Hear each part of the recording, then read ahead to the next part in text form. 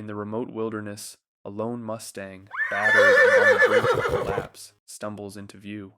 His eyes, filled with desperation, meet the stranger's gaze. Against all expectations, this injured creature does the unthinkable. He pleads for help. What follows is a gripping, emotional story that will move you to tears.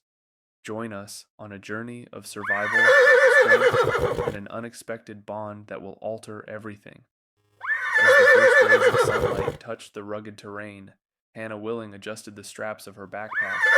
A dedicated wildlife biologist in her late 30s, she had long been familiar with the wild. The first light of dawn stretched across the rugged landscape, painting the wilderness in shades of gold and amber. Hannah Willing, a dedicated wildlife biologist in her late 30s, adjusted the straps of her backpack, inhaling the crisp morning air. She had spent years studying wild horses, tracking their movements, and ensuring their survival in an ever-changing world. But nothing could have prepared her for what she was about to witness. As she stepped forward, the sound of rustling caught her attention. Emerging from the dense brush was a lone Mustang, his body battered and weak. His golden brown coat was streaked with dirt and blood, deep gashes marking his powerful frame. Every step was a struggle, his front leg barely able to support his weight. Hannah held her breath. Wild horses were known for their independence, their ability to survive the harshest of conditions without human intervention. But this one was different. Their eyes met. His dark, soulful gaze wasn't filled with fear or defiance. It was filled with something far more profound. A silent plea, a desperate call for help. Hannah took a slow step forward, her instincts battling with logic. Was she imagining this? Could a wild Mustang truly be seeking her assistance? The horse didn't move away. Instead, he lowered his head, exhaling a shuddering breath as if surrendering to fate. She knelt down, speaking softly. "It's okay, boy. I won't hurt you." The Mustang flicked his ears, his body trembling. Up close, Hannah could see the full extent of his injuries, claw marks along his flank, likely from a mountain lion, and a deep wound on his leg, making every movement agonizing. He had fought hard, but he was losing the battle.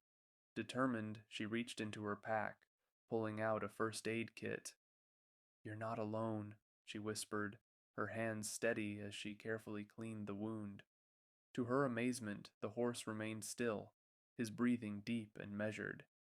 It was as if he understood that she was there to help, but the wilderness was unforgiving.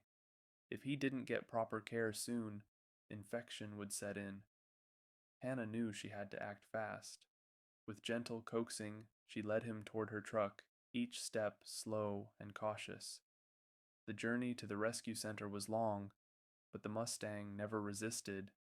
Every so often, he glanced at her, as if drawing strength from her presence. Days passed.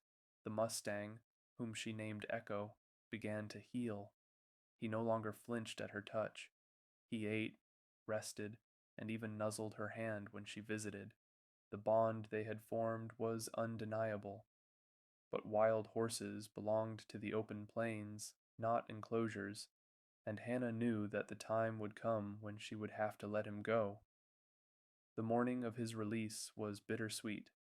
The sun cast golden light over the valley as she led Echo to the edge of the sanctuary. The Mustang lifted his head, ears perked, his spirit restored. Hannah took a deep breath. "Go on, boy. You're free." For a moment, he didn't move. He turned his head, locking eyes with her one last time. Then, with newfound strength, he galloped forward, his powerful legs carrying him back to the wild where he belonged. Tears welled in Hannah's eyes as she watched him disappear into the horizon. He had come to her broken, desperate, and now he was free once more.